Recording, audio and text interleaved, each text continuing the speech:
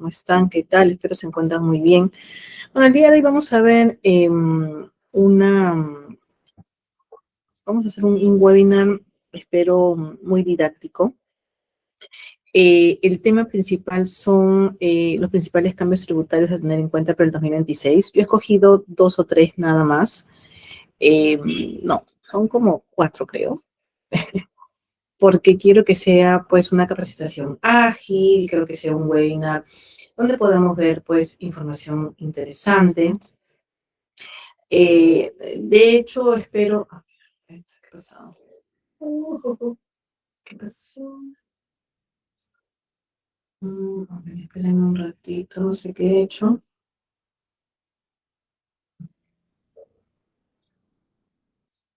Así se ve, ya. Así que había hecho. Yo siempre con el Meet tengo estos inconvenientes de la presentación, no sé por qué. No me quiero mucho el Meet. Ya está, ahora sí. Lo tengo que dejar así porque si no, no veo sus mensajes. Voy a dejar más bien los mensajes abiertos, si es que tienen alguna consulta. Vamos a comenzar. Bueno, mi nombre es María del Pilar Guerra, mucho gusto. Muchas gracias por haberse conectado el día de hoy, a pesar de, bueno, estamos pues comienzos de año, seguro muchos contadores con el tema del cierre, con el calor que hace, muchos de nosotras con los niños de vacaciones. Entonces, a pesar de ello, siempre estamos pues por seguir capacitándonos, ¿no? Entonces, mi nombre es María del Pilar Guerra. De hecho, soy ya docente, ahora también docente universitaria, docente de mucho tiempo. Tengo expertise también de la administración tributaria, primera promoción de investigadores de la SUNAT. Bueno, he tenido la suerte de capacitar pues, a profesionales en la San Marcos, actualmente en la UTP, también para el CAT de SUNAT. Así que, bueno, un poquito de mi experiencia es lo que les voy a compartir el día de hoy con estos temitas que vamos a ver. Hay temas que son muy, muy nuevos, ya como la comparecencia virtual, que en realidad no, lo que he hecho es replicar algunos comentarios que encontré en la web, porque todavía no hay mucho que comentar, porque claro, todavía no se aplica. De hecho, no hay marcha blanca, en este caso ya entró en vigencia, pero todavía no tenemos mucho que comentar porque todavía no se ha procedido de esa forma, pero es importante que lo conozcan, ¿no? Y hay otros puntos que sí podemos ahondar, como por ejemplo el tema de la UIT, porque es un tema que se ve todos los años y es un tema que tiene que ver con infracciones, con gastos deducibles, con rentas de trabajo. Entonces, es ya un conocimiento mucho más, digamos, orientado a nuestra realidad y que vemos siempre, todos los años, ¿no? No hay mayor cambio ahí, salvo el monto por la OIT, pero igual es importante recordar, ¿no es cierto? Sobre todo lo que son gastos deducibles, representación, agasajo, vehículos, y eso lo vamos a ver. Recordarles, seguro más adelante lo van a comentar, que tenemos además una capacitación donde vamos a ahondar en muchos temas que el día de hoy por tiempo no podemos ahondar. Hoy día tenemos media hora, 40 minutos, pero de hecho en una especialización tenemos mucho más tiempo para ir viendo punto por punto, desde el Código Tributario, Fiscalización, IGB, Impuesto a la Renta, personas naturales, personas jurídicas, no domiciliados, etcétera. ¿Ok? Listo, entonces comencemos. Bueno, el título, como les comentaba, es Principales cambios tributarios a tener en cuenta para el 2026. Yo he tomado solo algunos, los que yo considero más importantes, lo que he considerado que ustedes pueden ver en su día a día, porque son varios cambios que han habido, pero hay algunos que son demasiado especializados ya. Y estos son más, digamos, orientados, como les comento, a lo que vemos nosotros en nuestro día a día. Comencemos por un punto importante, porque claro, actualmente, pues seguro algunos de nosotros alquilamos inmuebles, me pasa, bueno, muchos extranjeros, porque no, nosotros pues invertimos en algún inmueble y debemos tener en cuenta cuándo debemos pagar el impuesto por ese arrendamiento. Todo ingreso, toda ganancia que yo obtenga está afecta a un impuesto. En este caso es el impuesto a la renta. Si hablamos de arrendamiento o alquileres, hablamos de la renta de primera categoría que se percibe o se genera solo por parte de personas naturales, nosotros, personas físicas. Una persona jurídica no puede generar renta de primera categoría, solo genera renta de tercera. ¿Ok? ¿Ha habido un cambio importante respecto a las rentas de primera categoría? Sí. Antes de este cambio, o sea, hasta el 31 de diciembre de 2025, se exigía el pago del impuesto a la renta por un criterio que es el devengado, ¿no? ¿Eso qué quería decir? Quería decir que yo tenía que pagar, yo alquilaba un inmueble, 2, 3, 20.000 inmuebles, y tenía que pagar el impuesto que asciende al 5% de la merced conductiva, que es un pago mensual, en principio, así el inquilino no me haya pagado. Y era un tema discutible, porque yo recuerdo, yo he trabajado, les cuento, en la central de consultas, ¿no? Haciendo orientación tributaria. Es un trabajo, lindo, porque aprendes tanto, te preguntan de todo. Entonces, uno de los temas, digamos, controversiales era el que llamara muchas veces personas mayores, ya que alquilan sus inmuebles grandotes y se van a vivir en un sitio más chiquito, sobre el pago del impuesto, ¿no? Entonces, a ver, le llegó una carta inductiva, correcto. ¿Por qué? Porque no pagó el impuesto mensual. Sí, pero no me ha pagado el inquilino. Ahí hay un problema, o había un problema. No importa si el inquilino no pagó, ¿no? El criterio de vengado implica el servicio ya se brindó, hay que pagar el impuesto. Y eso es lo que se ha cambiado. Actualmente, a partir del 1 de enero de 2026, yo pago el impuesto a la renta de primera categoría cuando el inquilino me ha cancelado, o sea, criterio percibido. Y igualmente, eso se cumple tanto para el impuesto mensual como el anual. ¿Ok? Porque puede ser que durante todo el año mi inquilino no me haya pagado. Claro, obviamente no lo dice la norma, pero yo tengo que tener los medios probatorios. Yo tengo que probar que el inquilino no me ha pagado y por ello yo no he cancelado, ¿no es cierto?, el impuesto a la renta, sea mensual, que es un pago obligatorio, o en la declaración jurada anual. ¿Ok?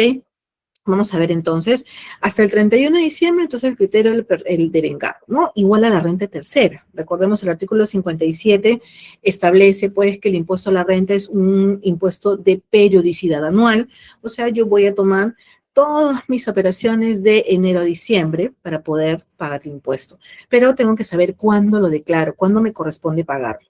En el caso de la renta de tercera, devengado, ¿sí? Lo sabemos.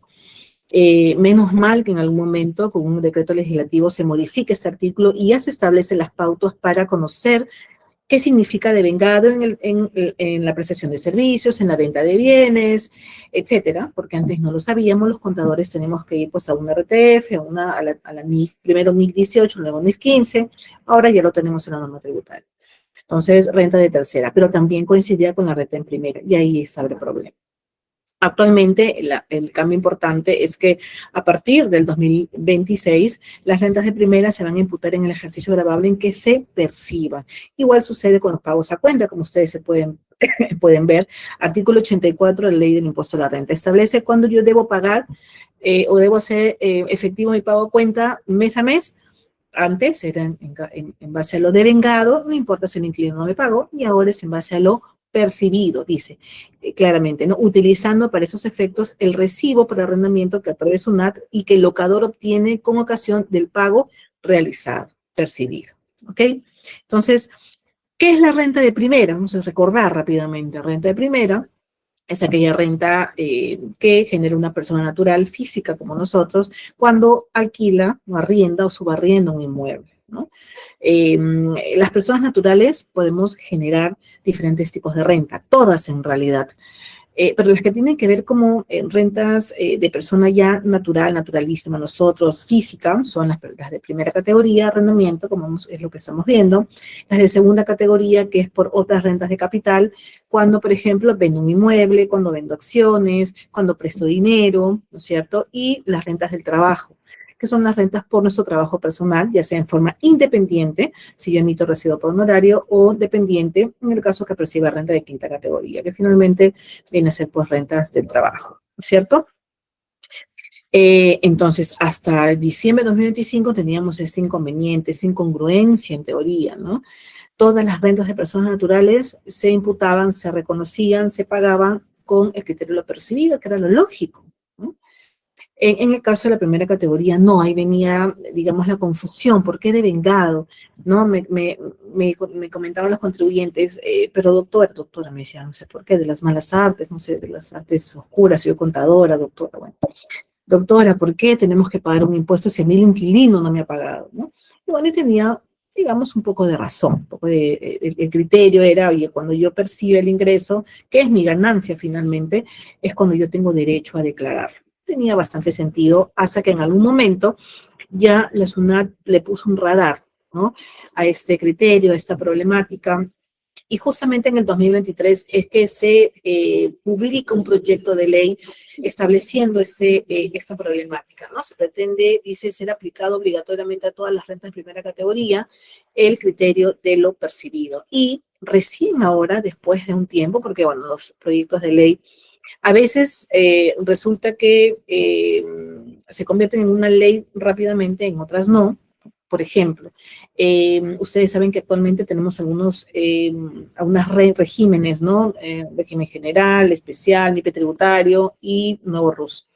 Ya hay 3 proyectos de ley desde el 2021, me parece, hasta el 2023, que pretenden modificar, ¿no?, a los regímenes tributarios y hasta ahora no procede, porque hay mucha evaluación de por medio. En este caso, en caso de la renta de primera categoría, un proyecto de ley que se publicó en el 2023 y que ya se ha hecho efectivo con el cambio normativo que hemos visto, pues, en la ley 32.430 y en la 32.541. ¿Ok? Bueno, las rentas de primera categoría, un poco para recordar, hablamos de ingresos por alquileres, por subarrendamiento, por mejoras incorporadas y también procede en el caso de la cesión gratuita de predios. En ese caso, sí, digamos que hay una salvedad, porque como es una cesión gratuita, entonces no esperamos el efecto percibido, ¿no? Se tiene que reconocer una renta ficta al final del ejercicio en la declaración jurada anual, que equivale al 6% del valor del autovalúo del inmueble que yo estoy cediendo gratuitamente, ¿no? Esa es digamos, una condición de la norma. Si yo decido, pues, cederle gratuitamente mi bien o mi inmueble, pues, a una persona X determinada, tengo que cumplir con ese pago. Esa sería la excepción al criterio de lo percibido, porque claramente no voy a percibir nada, pero tengo que cumplir básicamente con ese pago. ¿Ok? Para hacer el pago, recuerden, tenemos esa guía de arrendamiento, ¿correcto? Donde yo tengo que consignar toda la información. Formulario 1683, que actualmente es virtual, y le permite al inquilino, si es una persona jurídica, una empresa, deducir el gasto por ese arrendamiento, siempre que cumpla con la causalidad. Ese es un tema que luego veremos cuando estudiemos, pues, nuestra especialización, ¿no es cierto? Yo voy a calcular el impuesto de primera categoría en principio a mes y luego finalmente en la anual. Si por ahí algún mes que no se pagó, de repente tengo una renta ficta, una renta presunta, ¿no? Entonces tengo que regularizarlo vía declaración jurada anual también, pero ahora bajo el criterio de lo percibido, ¿ok? Entonces y ahora todas las rentas de personas naturales tienen el mismo criterio y eso es positivo. Es positivo para no crear confusión, porque a veces las personas naturales, pues, no es que lean la norma o estén muy empapadas del tema, y es realmente, yo creo, una ventaja. Vamos a ver cómo, digamos, cómo va este año, ¿no? De repente uno nos dice la recaudación aumentó, disminuyó. Vamos a ver cómo procedes y si es que hay un cambio al respecto de esta novedad del criterio percibido. ¿Ok? Muy bien. Veamos el segundo cambio, que es seguro el más importante que vamos a ver, porque tiene que ver con nuestro día a día, ¿no? El decreto supremo que aprueba la OIT para el 2026, que es el decreto supremo 301 del 2025. Siempre la OIT se establece mediante decreto supremo. Eso es ya ley. Eso lo dice el Código Tributario. ¿Qué es la OIT? Todos lo conocemos, claro, la OIT es ahora 5.500, pero vamos a aterrizar la teoría. ¿Qué dice la norma? La OIT es el valor referencial que puede ser utilizado en las normas tributarias para determinar qué bases imponibles, ¿cierto? En el caso, por ejemplo, de las rentas de trabajo, deducciones, gastos deducibles, artículo 37 de la Ley del Impuesto a la Renta, límites de afectación, que también tiene que ver con gastos deducibles, y demás aspectos de los tributos que considere conveniente el legislador. También se determinan multas, esa es la parte negativa. La parte positiva es que tenemos deducciones, digamos, mucho mayores con una OIT mayor. También podrá ser utilizada para aplicar sanciones, determinar obligaciones contables, inscribirse en el registro de contribuyentes y otras obligaciones formales. Acá tiene un historial desde el 2010 hasta el 2026. Como ustedes ven, el cambio no es fijo, no es que cambie, no es que aumente 100 soles o 50. Hay años que no se ha modificado de un año a otro. Por ejemplo, del 2010 al 2011 no ha habido modificación alguna. Sin embargo, si nos vamos del 2022 al 2023, vemos sí un aumento significativo. No hay, digamos, un criterio estándar, ¿no? Hay una evaluación muy interna, muy particular, y para el 2026 se ha establecido que es 5.500 soles la OIT. Y por eso, seguro en algunos de ustedes sucede, hay muchas personas naturales que han decidido hacer el retiro de ese retiro, de la liberación del FP ahora en el 2026, ¿no? Porque había pues un aumento de la OIT y por lo tanto un monto mayor a liberar. He visto algunos casos, algunos comentarios.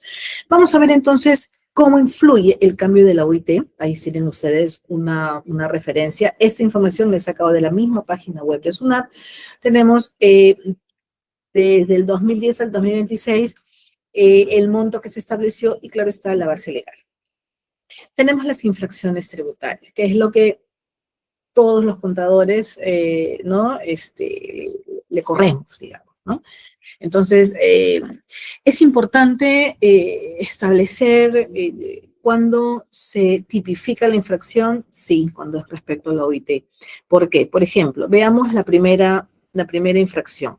No presentar declaración que contenga la determinación de la deuda tributaria dentro de los plazos establecidos. En el caso de tabla 1 del Código Tributario, régimen general y MIPE tributario, la multa es una OIT. Aquí olvidémonos de discrecionalidad, gradualidad. Digamos que la multa la vamos a aplicar al 100%. Entonces, si yo aplico una multa, o yo determino una multa por un monto erróneo, SUNAT me va a notificar la diferencia y puedo generar una cobranza coactiva, si no lo pago a tiempo. Y eso sucede mucho en el periodo de diciembre, ¿no? Entonces la pregunta en millón, y es una pregunta que siempre hacen vía telefónica, si yo presenté mi declara fácil de diciembre de 2025 fuera de plazo, ¿qué OIT tomo? ¿2025 o 2026? ¿Qué dicen ustedes? ¿Cuál tomo? Presenté declara fácil de diciembre de 2025 fuera de plazo. Entonces, ¿qué me corresponde? ¿Qué OIT me corresponde aplicar?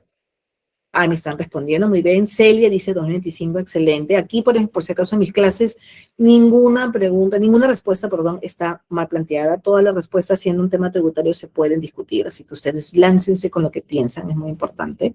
César también coincide, correcto, 2025, porque es diciembre de 2025, ¿correcto? ¿Quién más? ¿Quién dice lo contrario? A ver, quiero otra opinión. Gracias, Celia, gracias, César, que al toque lanzaron su respuesta. Muy bien. Esa es la actitud. Uno tiene que lanzarse con sus convicciones. Y luego podemos discutir. ¿Quién más? ¿Alguien más? A ver. ¿Todos coincidimos entonces con Celia y César? ¿Sí? Diciembre de 2025, entonces la multa sería ¿cuánto? 5.350, ¿no? Entonces vamos a analizarlo, ¿ya? Y ahí viene el análisis y por qué la OIT es tan importante en este caso. Si yo presento fuera de plazo el periodo de diciembre, ¿cuándo estoy incurriendo en la infracción? ¿Cuándo la presento fuera de plazo? ¿En diciembre o en enero de 2026? En enero de 2026, ¿no es cierto? Porque en diciembre todos los periodos vencen siempre al mes siguiente. Entonces, si diciembre de 2025, mi declara fácil, venció el 15 de enero, o justo hoy día somos 15 de enero ya, venció el 10 de enero del 2026, pero yo lo presento hoy 15 de enero de 2026, ¿cuándo incurrí en la infracción? Ya incurrí, ¿no es cierto? Porque lo estoy presentando fuera de plazo. Por lo tanto, yo tengo que tomar, ¿qué OIT? La del 2026, porque es cuando yo estoy tipificando la infracción establecida en la tabla 1 del Código Tributario, establecida en el artículo 176. ¿Correcto? Por eso es muy importante la OIT en este caso. ¿Ok? Siempre tengan en consideración ello. ¿Ok? Muy bien. Igual pasa con la DJ anual, ¿no? Siempre le pregunto un millón, doctora, y la DJ anual 2024, la voy a presentar ahorita.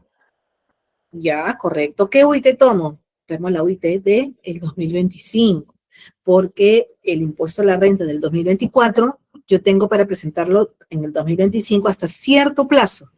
Y luego, fuera de plazo, ya tipifico la multa. Eso quiere decir que la UIT que yo tomo en ese caso es la del 2025, no 2024, que es el ejercicio que estoy liquidando. ¿Ok? Excelente, muy bien. Creo que quedó bastante claro, ¿no es cierto? Muy bien. Gastos recreativos. Ahora vamos a lo positivo, ¿no es cierto? Empezamos por lo negativo, porque las multas nadie las quiere mirar. Vamos a lo positivo, gastos recreativos. Gastos en general, artículos siempre recuerden, ¿ya? Vamos a apuntarlo. Cuando hablamos de gastos deducibles, artículo 37, ¿no es cierto? De la ley a la renta en principio, ¿no? Esos son los gastos deducibles. Gastos no deducibles, artículo 44 de la ley. Hoy día nos vamos a referir a los gastos deducibles porque ya con las infracciones tuvimos bastante, ¿no es cierto? Primero tenemos los gastos recreativos. Límite de deducción, porque ese es un gasto sujeto al límite. En el artículo 37 tenemos gastos sujetos al límite y gastos sujetos a condición. Condiciones, generalidad, causalidad, normalidad, etcétera. Eso ya lo vamos a estudiar luego. Entonces, los gastos recreativos, ¿qué son? Son los agasajos o festividades a favor del trabajador, ¿sí? El trabajador no tiene que pagar impuesto por ese gasto recreativo. Yo quiero fidelizarlo. Es distinto en el caso de una canasta navideña. No, la canasta navideña no es un gasto recreativo, es un retiro de bienes que se considera como una bonificación a favor del trabajador y por eso sí paga quinta categoría. Retiro de bienes, emito una boleta de venta y pago IGB por esa canasta, por ese retiro, por esa transferencia gratuita. ¿Correcto? Ese es el ámbito del IGB. Vámonos al impuesto a la renta. ¿Ok? Gastos recreativos, Día de la Madre, celebración de aniversarios de la empresa, celebración del Día del Trabajador, etcétera. ¿Cuál es el límite de deducción? Bueno, yo puedo deducir 0.5% de los ingresos netos del ejercicio, o sea, restando descuentos, etcétera, hasta un límite de 40 OITs. Entonces, ese límite año a año, ejercicio a ejercicio va aumentando. Actualmente es 220.000, porque la OIT es 5.500. Similar sucede en el caso de los gastos de representación. Bueno, aquí yo les he compartido, me gusta a mí mucho compartir, siempre acostumbrémonos como contadores, abogados, economistas, administradores, a complementar la norma tributaria con jurisprudencia, ¿no? Puede ser a nivel de casaciones, puede ser a nivel de RTFs, los informes de SUNAT también suelen ser bastante interesantes. Y aquí yo les he compartido una RTF que tiene 3 criterios respecto a lo que es un gasto recreativo y también una RTF respecto a la entrega de panetones a los trabajadores que, como les comentaba, los trabajadores, el panetón no aplica como un gasto recreativo, sino como un aguinaldo. Por lo tanto, se considera retiro de bienes y se le tiene que sumar a la quinta categoría del trabajador esa transferencia gratuita. ¿Ok? Igual pasa con similares como la canasta navideña, por ejemplo. El vale de pagos ya tiene otra incidencia, ¿correcto? Muy bien, ahí tenemos, si nos alcanza el tiempo regresamos, si no, ya luego yo comparto con los organizadores esta PPT para que pueda compartirla con ustedes también y puedan leer algunas RTFs que he compartido el día de hoy, ¿ok? Los gastos de representación similar.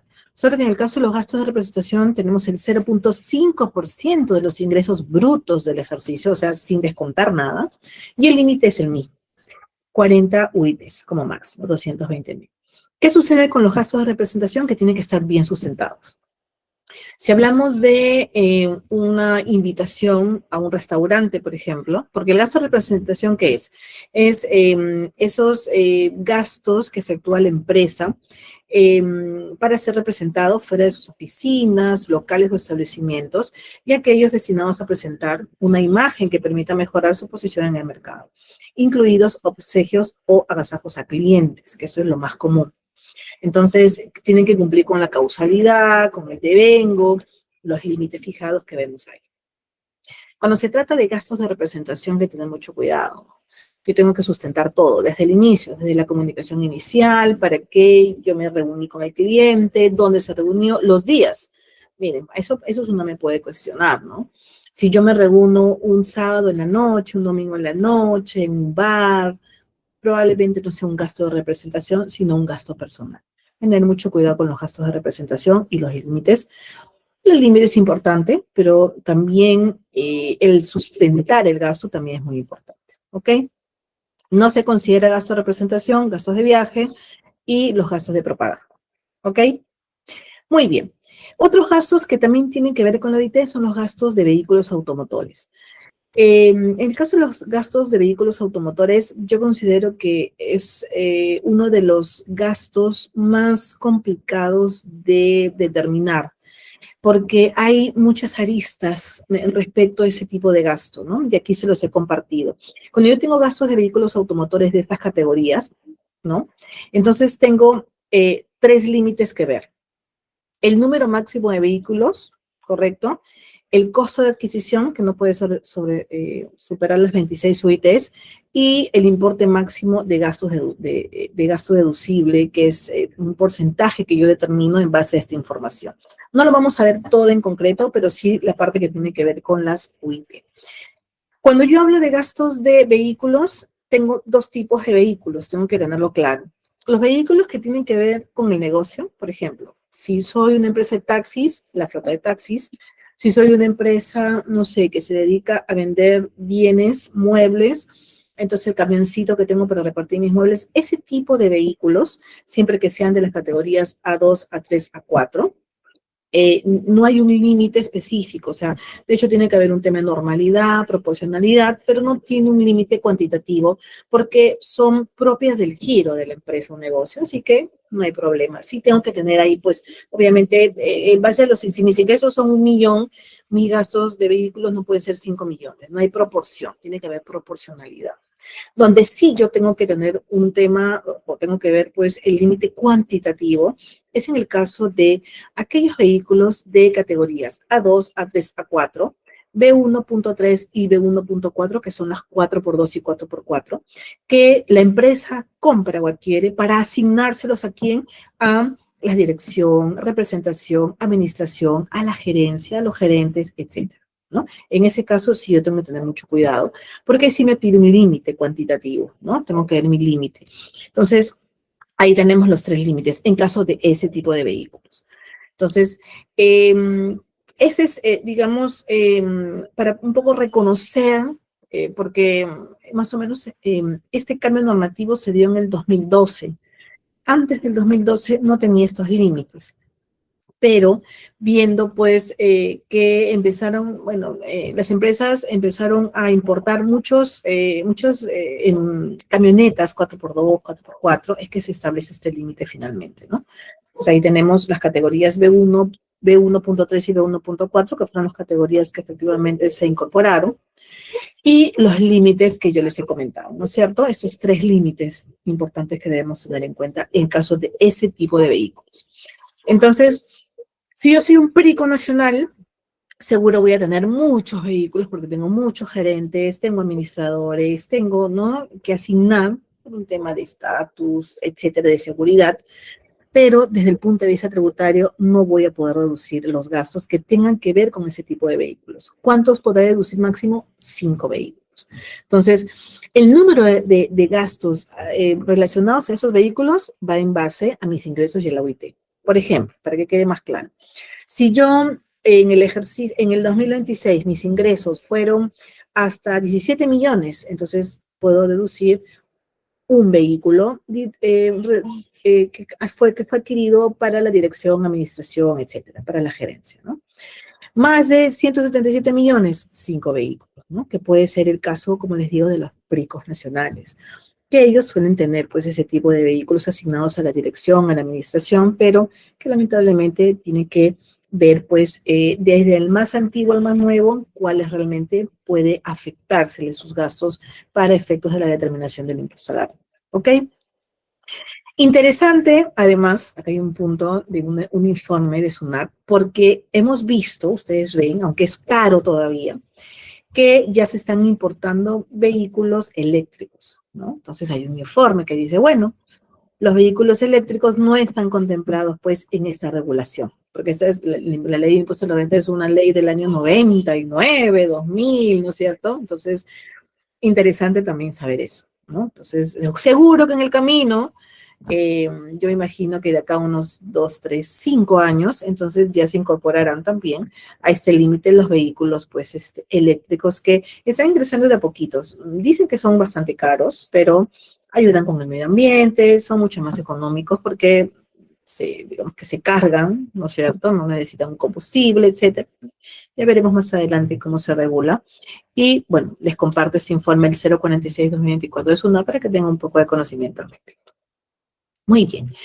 Otro gasto que tiene que ver con la OIT son los gastos con boletas de venta. Y ahí dirás, Mapi, pero, bueno, ahí me dicen Mapi, María del Pilar Mapi. Mapi, pero, ¿qué estás hablando? Boletas de venta.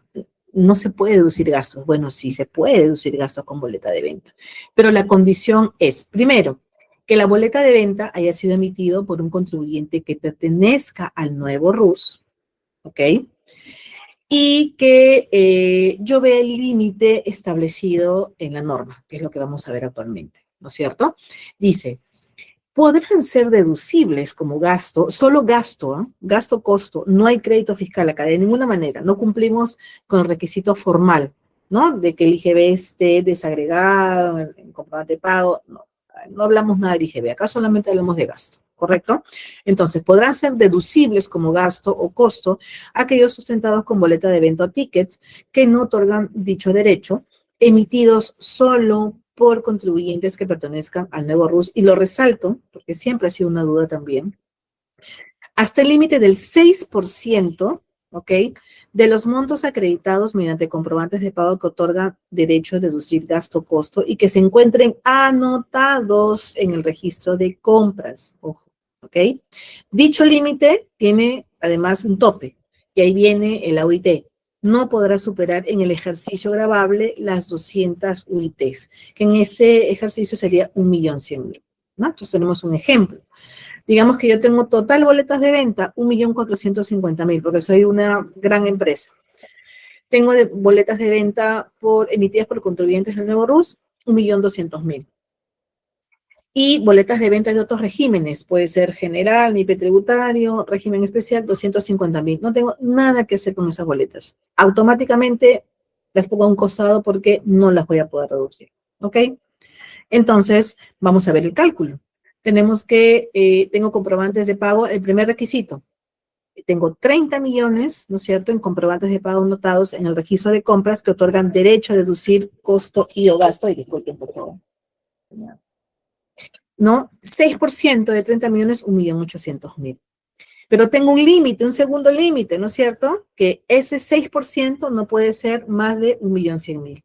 Entonces, ¿cuánto poder deducir yo? Solamente 1.100.000.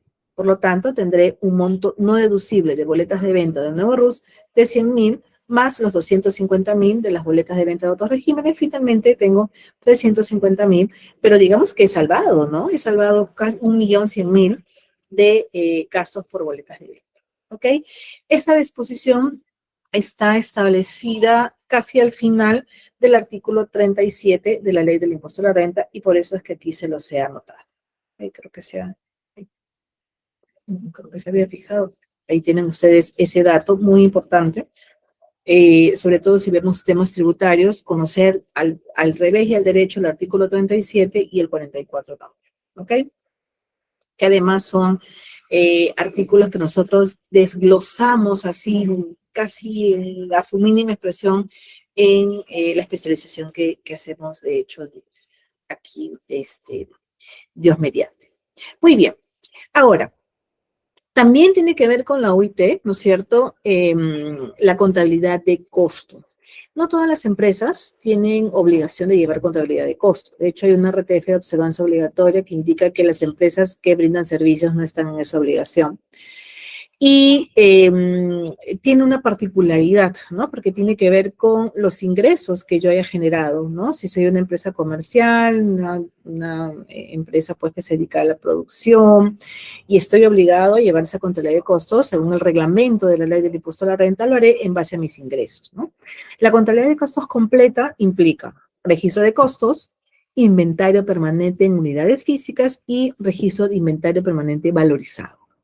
Correcto, yo les he dejado Ahora, si soy una empresa chica, o sea, si mis ingresos brutos anuales durante el ejercicio precedente han sido inferiores a 500 UITs, solamente estoy obligado a realizar inventario físico de mis existencias al final del ejercicio. Es una información importante, ¿no? Porque podría haber, pues, un reparo, ¿no? Respecto de esa información o una multa por no llevar este control cuando la norma así lo exige, ¿ok? Recordemos que hay una resolución, y eso está muy aparte de la resolución de tendencia 234 del año 2006, que establece, ¿no?, la obligatoriedad del llevado de libros y registros que tienen que ver con temas tributarios. Sin embargo, hay otro tipo de registros que tienen que ver con otras particularidades del contribuyente. Una de ellas es justamente la contabilidad de costos. Otra, por ejemplo, es el libro de activos fijos, ¿no?, que yo lo llevo si tengo una deducción de gastos de depreciación. Entonces, ese es un tema que también debemos tener nosotros muy en claro. Pero en principio, la ley o la resolución importante respecto a lo que son libros y registros, la 234 del 2006, que luego ha tenido algunos cambios muy poquitos y luego ya pues el llevado electrónico, como actualmente sucede. ¿Ok? Rentas del trabajo. Rentas del trabajo también son un punto importante que tiene que ver con la OIT, porque está, de hecho, tiene que ver con nosotros, con nuestro trabajo personal y si tuviéramos una empresa con la información que debemos manejar respecto de nuestros trabajadores. Cuando se trata de deducciones, bueno, tenemos una deducción que establece la norma de 7 UITs, ¿no?, que es una deducción automática, pero también tenemos gastos adicionales de 3 UITs, que si bien ustedes recuerdan, pues fue un cambio normativo que se estableció antes de pandemia, ¿no? Y todavía está vigente. Entonces tenemos que tener en cuenta que actualmente ese monto asciende a 16.500, es un adicional, ¿no?, que podría generarme alguna devolución a favor, ¿no? Y eso es muy, muy importante. ¿Cuáles son los gastos adicionales de 3 UITs vigentes actualmente? Arrendamiento, subarrendamiento de bienes, si yo arriendo mi casa, ¿no?, yo inquilino, 15% por hoteles y restaurantes, ¿no?, tengo que pedir mi boleta de venta, me identifica mi DNI, servicios de cuarta categoría de médicos y odontólogos y en general por todo trabajo independiente, y lo más importante, 100% de la aportación de salud a mis trabajadores o trabajadores o trabajadoras del hogar, ¿no? Para mí es un gasto deducible a favor que yo puedo adicionar a las 7 UITs que ya la ley establece. La diferencia es que en el caso de las 7 UITs no necesito sustento, es una deducción automática. En el caso de los gastos adicionales por 3 UITs sí necesito sustento.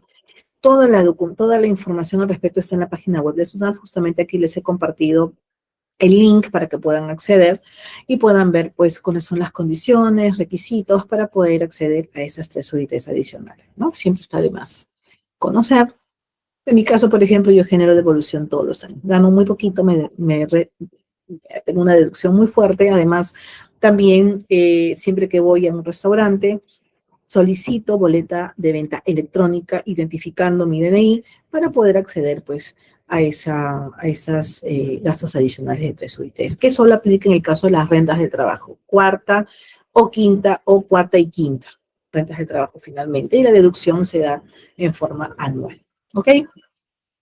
Rentas del trabajo puntualmente. Recuerden que cuando yo emito un recibo por honorario, ¿cierto? Soy un independiente porque así lo decidí. Entonces tengo la opción a solicitar la suspensión de retenciones, siempre que mis ingresos yo proyecte, ¿no?, que no van a superar en este 2026 los 48.125 soles, ¿no? Y es un monto que va aumentando en base al OIT también. Un cálculo interno que SUNAT establece y pues lo establece a través de una resolución de superintendencia que para ese ejercicio es la 390 del 2025. Entonces, ¿qué particularidad hay con respecto a la suspensión de retenciones? Que yo lo pido a partir del 1 de enero de 2026, pero solamente aplica el 31 de diciembre, ¿correcto? Porque estamos hablando del impuesto a la renta de periodicidad anual. Entonces, lo importante es cuándo me paguen el recibo. Ojo, hay un informe de SUNAT ya que dice lo siguiente: yo emito el recibo hoy, ¿correcto? Genero mi suspensión porque yo proyecto que no voy a superar los 48.125, entonces yo genero mi suspensión mañana, pero me pagan el lunes, entonces procede esa suspensión, porque lo relevante es cuando me paguen, independientemente de cuando yo emita el recibo por honorario. ¿Ok? ¿Sí? Eso es muy importante, es un punto importante. Y además, también es importante saber que esa suspensión, ¿correcto? Eh, vale a partir del día siguiente hábil de haberse generado. O sea, si me pagan hoy y yo la genero hoy, me retienen si el recibo por honorario es mayor de 1.500 soles, ¿correcto? Sí, si no emito recibo por honorario y soy CAS, me retienen de todas maneras, ¿no? Porque la suspensión aplica, claro, si, digamos, se retiene a partir de 1.500 soles, ¿sí? Si hablamos de recibo por honorario, siempre que el recibo, siempre que emita recibo por honorario. Si yo soy un trabajador CAS y no emito recibo, yo gano 100 soles, me van a retener. Y por eso tengo que generar mi suspensión de retenciones. ¿Ok? Muy bien, excelente. Vamos a continuar. Este decreto supremo lo vamos a comentar en forma rápida porque realmente es un decreto supremo que todavía está como, no hay marcha blanca, porque no hay marcha blanca, pero estamos recién, seguro se va a aplicar en el curso de este año, que es el Decreto Supremo 303-2025, ¿no? Que habla sobre la comparecencia remota ante la SUNAT y perfiles de acceso al sistema de procesamiento electrónico de datos para registro contable, ¿no? Se complementa con el Decreto Legislativo 1523. El Decreto Legislativo 1523 modifica el artículo 62 del Código Tributario que tiene que ver con estos temas de fiscalización y complementa el Decreto Supremo 303-2025 con el reglamento de fiscalización, ¿correcto? Entonces, ¿qué establece? ¿No? Establece, pues, que primero el contribuyente ahora va a estar en la obligación de realizar comparecencias remotas. Ojo que hay que separar, ¿ya? Una cosa es la fiscalización electrónica parcial o parcial electrónica, no tiene nada que ver. Acá estamos hablando de una fiscalización parcial o definitiva, ¿no?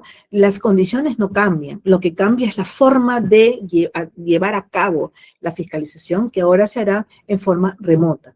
Y además, también incorpora la posibilidad de exigir perfiles de acceso al sistema de procesamiento electrónico de datos con el que el deudor tributario registra sus operaciones contables bajo determinadas condiciones, permitiendo que el acceso sea presencial o remoto. O sea, lo que va a hacer es acceder a los sistemas del contribuyente para poder verificar la información de forma más directa, ¿no? Nos olvidamos de papel, nos olvidamos de impresiones, nos olvidamos de llevar todo, ¿no? Toda la información como era antes, pues en el taxi, 20 cajas, 30 cajas, no.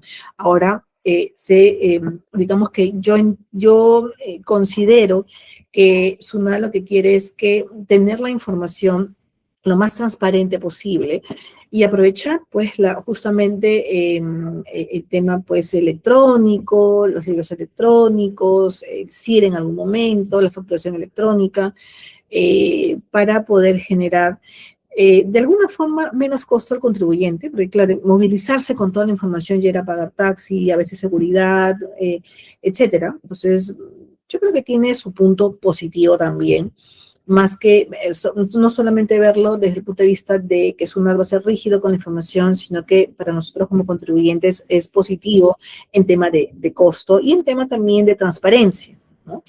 Porque recuerden que cuando hay una fiscalización tributaria hay mucha interpretación, hay mucha información que conlleva a medios probatorios, ¿no? Recae en la carga de la prueba recae en el contribuyente. Entonces, eso va a ser muy importante. Así que vamos a ver cómo actúa la SUNAT y el contribuyente respecto de este cambio que me parece sumamente importante.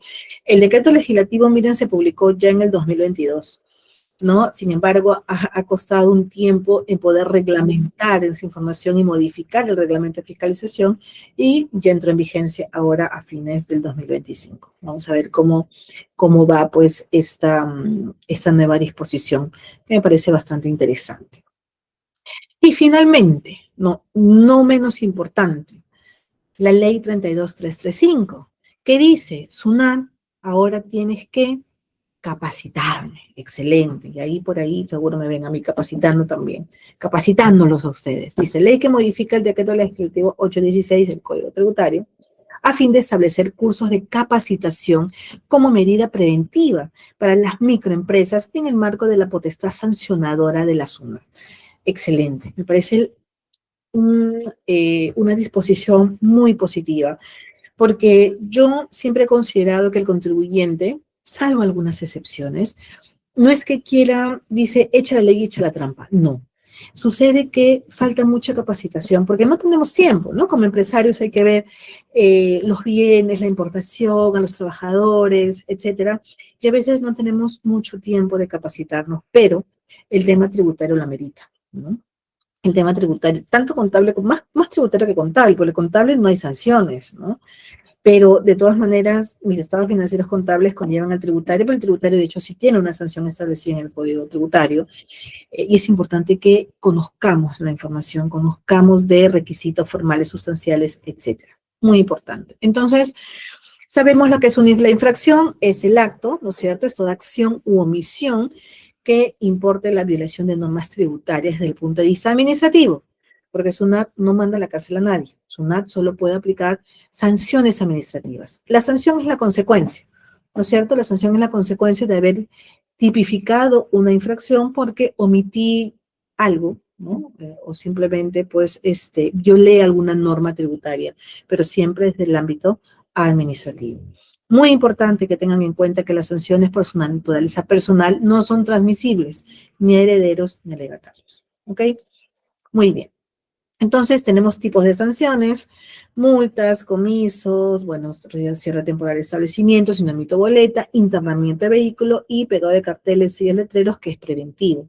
Pero finalmente es una sanción no pecuniaria, no me cierran, pero es una sanción moral. Pues a nadie le gusta tener un cartel pegado, ¿no es cierto?, en su local.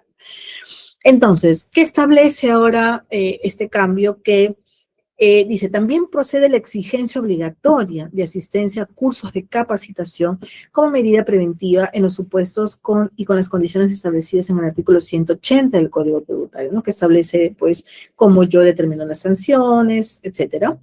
Y es la función de la SUNAT, ¿no es cierto? O en la función más bien de administración, fiscalización y control del cumplimiento de obligaciones tributarias administradas por la SUNAT, se presume la veracidad de los actos comprobados por los agentes fiscalizadores. Bueno, eso ya saben que hay fedatarios y, bueno, se da fe de que lo que ellos dicen es correcto, sobre todo cuando se tipifica multas en el ámbito de control móvil, ¿no? De cuando va un fedatario a tu local, no entregas una boleta de venta, te levanta un acta probatoria. A eso se refiere. El acta probatoria tipifica la sanción y a ti te cierran tu local. Entonces, ahí hay un acto de fe que debe darse por sentado. Ha habido jurisprudencia en la cual un video, etcétera, se ha revertido, pero ya son casos muy puntuales, ¿ok? Entonces, ¿qué implica? Implica que ahora la SUNAT tiene que capacitarse. Se corresponde a la SUNAT llevar a cabo cursos de capacitación relacionados a las infracciones tributarias que se originan por el incumplimiento de obligaciones contenidas en el artículo 172. Ahora lo vamos a ver. Este curso de capacitación supone una medida preventiva llevada a cabo por SUNAT en el marco de su potestad sancionadora. ¿Qué implica el artículo 172? Me detalla qué tipo de infracciones yo puedo cometer o tipificar, ¿no es cierto? Las de inscribirse, o sea, las que tienen que ver con el RUC, básicamente, las que tienen que ver con la emisión de comprobantes de pago y de guías de remisión, las que tienen que ver con libros y registros, el llevado, el llenado, correcto llevado y llenado, la de presentar declaraciones o comunicaciones, o sea, declaraciones de Jotas mensuales, anuales, declaraciones informativas, de permitir el control de la administración tributaria informal y comparación ante la misma, artículo 177, que es el más largo del Código Tributario, tiene 27 incisos, y otras obligaciones tributarias donde tenemos la del artículo 178, número 1, ¿no? Cifras y datos falsos. Entonces, ahora actualmente SUNAT nos tiene que capacitar, y eso me parece muy bien, ¿no? Tiene que establecer tutoriales, etcétera, para nosotros estar como advertidos, ¿no? Yo te capacito, te digo cuáles son los pormenores, correcto, y bueno, luego ya con esa capacitación yo tengo la potestad de sancionarte habiéndote ya dado las pautas para no tener un error. Porque miren que las infracciones son de carácter, o sea, las infracciones se cometen a veces por un tema muy, muy puntual. No es que sea a propósito o adrede, ¿no? Como es un delito. El delito si yo lo hago porque lo quiero hacer. En el caso de las infracciones, no necesariamente. Por ejemplo, hoy día tengo que presentar mi DJ mensual. Me quedo dormida y me levanto a la 1 de la mañana. No la presenté, pero no fue a propósito, ¿no? Fue un olvido. Entonces, vemos que puede ser por un tema no necesariamente a propósito, sino por un tema también de desconocimiento, ¿no? Así que me parece muy bien, es una muy buena iniciativa que SUNAT ahora capacite directamente. Bueno, hay una disposición que todavía no se cumple, que es mediante decreto supremo, refrendado por el MEF, se dictará las normas adicionales necesarias para aplicar la presente ley, ¿no? Que seguro ya se estará, yo me imagino la estarán publicando pues en el transcurso de estos meses para ya comenzar a capacitar a los primeros contribuyentes. Muy bien, entonces hemos acabado exactito a las 8:02. Espero que les haya gustado esta capacitación. Es un poco rápida, un poco ágil, porque claro, ustedes saben la teoría, puede ser un poco aburrida, pero me gusta hacerlo muy ágil para que ustedes tengan ese conocimiento, esa expertise. De hecho, hay mucho por leer, todavía el tema tributario es amplio y es muy bonito. Y bueno, espero que se animen. Sé que van a haber algunas especializaciones ahora, aparte de esos webinars. También van a haber especializaciones, cursos, entonces hay que aprovecharlos. Les aseguro que la inversión en capacitación no es una inversión en vano. Yo que dicto clases, soy docente, me capacito todo el tiempo y es muy bonito pues tener esa expertise. Así que bueno, muchas gracias por su atención. Casi nos hemos quedado todos, somos más de 50 en la sala y estoy muy contenta por eso, porque me gusta mucho que la gente joven, no tan joven, se siga capacitando, siga especializándose, siga siendo mejor profesional. Así que nada, acá soy yo para futuras capacitaciones también y enseñarles todo mi expertise de todas maneras. Gracias.